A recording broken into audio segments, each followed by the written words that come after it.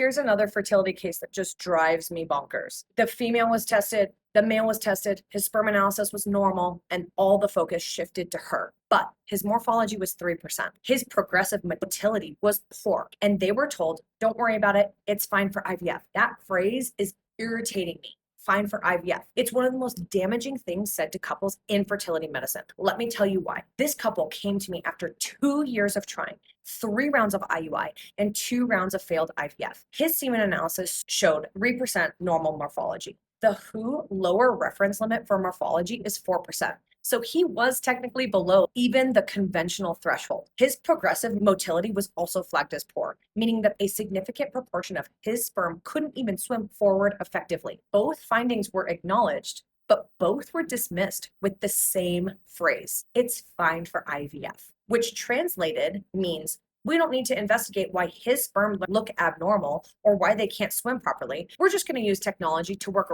around those problems instead. Here's what that phrase actually means and what it costs couples. Fine for IVF is not a clinical finding. It's a redirection. It's saying we're not going to ask why. It's saying we're going to bypass the question with a procedure. And if we need to focus on anything, probably we'll focus on her. But by bypassing a problem, it's not solving it. And the problem with bypassing male factor is that the root cause of poor morphology and motility is still driving systemic oxidative stress. It's still producing DNA damaged sperm. It's still creating embryos from compromised genetic material, even when ICSI is the fertilization technique. Why was his morphology 3%? Well, nobody asked. Why was his progressive motility so poor? Nobody investigated.